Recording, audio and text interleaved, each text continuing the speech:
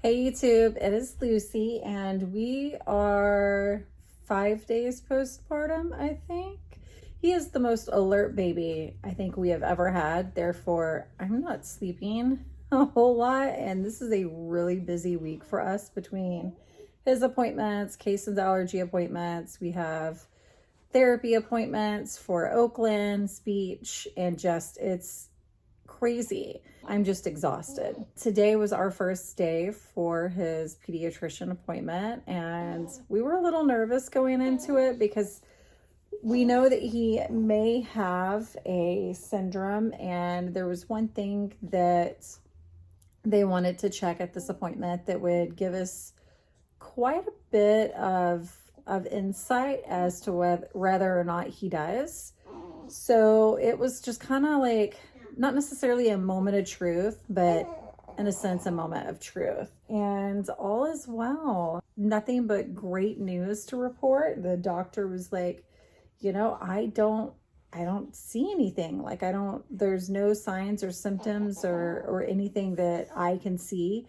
The things that we know to check for are not present. She gave us some paperwork to go take care of the genetic blood testing for him, which we can do at any point in time that we want. It's definitely nothing that we need to do immediately. He's already back to his birth weight, plus an ounce. My milk has not came in all the way. However, the last several babies, it has taken a good 6 days before it has came in. I don't know what is up with that. You would think with all the breastfeeding I've done and all the babies I've had, my body would just know what to do and it would do it immediately, but that seems to be the opposite.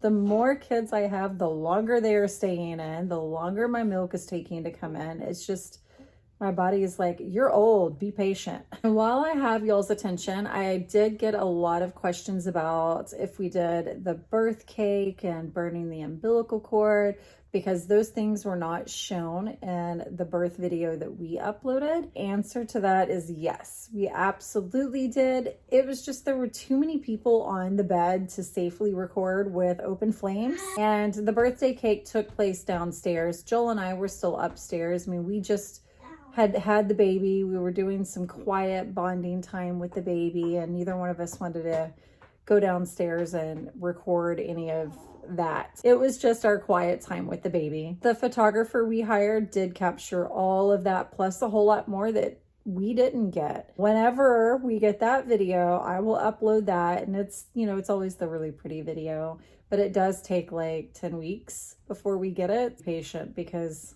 I have to be patient. If you're looking for some of the birth photos though, we did get a few sneak peeks and they are over on Instagram if you want to run over there and go check those out. He's a good baby though. He's just super alert. Like, the dude has some serious like FOMO going on. I need him to just chill. Like, you're not gonna miss anything. You're here, you're a part of it. Get some sleep, dude. I'm happy that he's not grumpy and awake though, because that is exhausting, and Oakland was that way. Pace was that way. Those kids they were difficult. We are breastfeeding, but I am also pumping. And we have introduced a pacifier. Now, I know a lot of people are like, it's too early, don't do that. I don't care. Let me just be frank. I don't care. I have waited the appropriate time with the last 7 kids, and I was not successful in using a bottle or a pacifier. And with us still being in college, it's a risk I have to take and a risk that I am comfortable taking. Should he get nipple confusion or whatever the case may be and end up on a bottle with me exclusively pumping, I would much rather that option than end up exclusively breastfeeding with no bottle, no pacifier, because that would mean that we would have to put our school on hold, and I don't want to do that. As of right now, he likes the MAM bottles. I think that's what they are called. I didn't think he was gonna like those out of all the bottles that we got, but it's the one bottle he immediately took to. We also bought quite a few pacifiers. He's taken the bibs once or twice. He has not taken the cutie pat at all, which is unfortunate because those are kind of cute. But In the MAM pacifier, I was told that if they took the MAM bottle, then they would take the pacifier, but he won't take it at all. As odd is that it's not even the same type of nipple that is on the bottle. He will take a Soothie though, and he takes it with ease. And as of right now, we're not having any issues with breastfeeding and swapping back and forth, but we're only doing a bottle once a day, and that's it. I don't want to do too much, you know, but I also don't want to do none at all. And he only takes the pacifier, I don't know, maybe 2 or 3 times a day for just like a minute or two, just to have him kind of get used to it, but not enough to depend on it, or hopefully not enough to cause any nipple confusion. Let me see if I can turn him and you can get a better look at him. This little Lulu gown is so soft, so soft. Oh, here comes the spit up. I had this out the other day when Emerson came in, and she was super excited to see it. She was like, that's mine.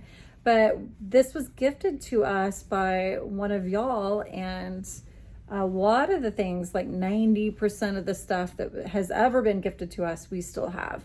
And it's not that we just intentionally got rid of some of the other stuff, but some of it just didn't survive this long. It's been, Emerson is what? She's almost 8 years old.